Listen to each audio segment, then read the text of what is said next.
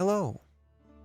If you know anything about shapes, then you know that circles are the deadliest and most malevolent of all geometric bodies. From the circular saw to the Ferris wheel, and even to most boss mechanics in PoE, circles collectively woke up one morning and chose violence, and they're never looking back. So, it seemed wise to take two circular skills, Rage Vortex and Bladestorm, and combine them into a whirling dervish of annular annihilation. How does this fare in practice? Well, let's find out. First, the build's overall stats. The clear speed is mediocre. Normally, Berserkers are pretty fast, but due to the constant draining of rage from Rage Vortex and the Warbringer node, you'll find yourself closer to 25 rage on average. In addition, this is a Warcry build, so it has to stop to shout at the bad guys before deftly disemboweling them, and can be downright masochistic on your wrists if you play for long periods of time. Lastly, despite having great damage, Rage Vortex itself only travels in a straight line in front of your character, so you're limited in your ability to clear open area maps very quickly, and are better off focusing on maps that have straight, narrow paths for monsters to spawn, like alleyways, Atoll, Pen, or the Shaper Guardian maps. Also, watch out for maps with lots of narrow doorways, as Rage Vortex likes to get stuck on those as well. What a skill. The bossing, however, is pretty dang good. The damage is good, but comes in spurts where Berserk and Val Warchief are both up. Additionally, the duration-based nature of your damage allows you to move a lot during encounters, kind of like a bargain bin damage over time build. As far as the effective HP of the build, it's okay. Pretty tanky for a Berserker, but hard carried by Fortify and Berserk, so you will feel like a verifiable soggy notebook when both are down.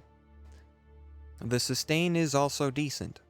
An upside to having a hard time keeping Rage capped is that the degen from Rage isn't near as harsh as a build that stays on full Rage at all times. Also, Bladestorm and Rage Vortex both can sit on a boss and leech for you while avoiding attacks. Top that all off with the on-demand sustain from Enduring Cry, and this build can take quite a hefty beating. How easy is the build to play though? It's just annoying. This build has a lot of keybinds. This can be offset by having your flasks be automated, as well as having a curse on hit ring and foregoing small things like steel skin. But even after that, this build requires a lot of effort to map with, but you'll feel right at home if you've played a lot of Warcry builds in the past. And the fun factor. It's satisfactory. While the build can be pretty grating to clear with, it's redeemed by a satisfying and interesting bossing playstyle. Also, you can make your Rage Vortex look how you want by changing your weapon MTX, which is a fun little bonus.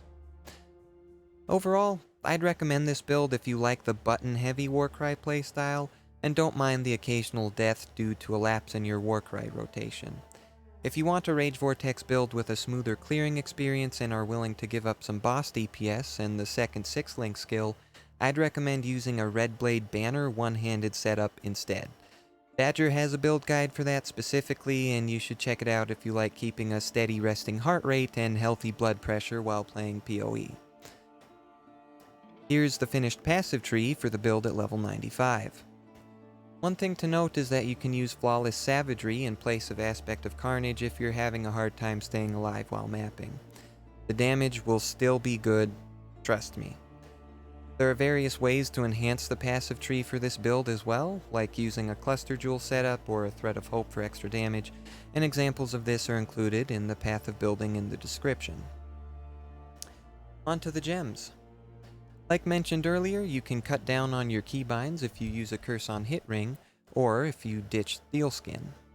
Bladestorm is also not necessary for this build, as it's just a nice source for fortify and maim, but it can be replaced by your favorite slam skill if you'd like fewer murderous geometric shapes in your build. For your gear, gearing is pretty simple. Just focus on life and resist rares as well as sources of crit chance and crit multi on your jewelry. Your weapon should be a well-rolled physical flesh ripper or whatever two-handed axe with nice crit chance and physical DPS you can get your hands on.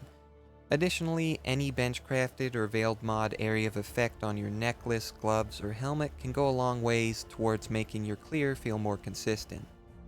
Some extra nice things to have for this build include a Bottled Faith, a Warcry medium cluster jewel with the Cry Wolf notable to add some quality of life to your Warcry rage generation, the helmet enchant that allows Rage Vortex to sacrifice plus 5% additional rage for bonus damage in AoE, and Abyssus if you're feeling extra spicy or if you're just in softcore trade because you have unlimited access to things and you're always spicy, let's face it. And that's it. Thanks for watching. If you feel so inclined, please leave a like and consider subscribing. Comment below too if you have any other ideas for how to improve the build or make Rage Vortex an enjoyable experience to clear with. And that's it. See ya.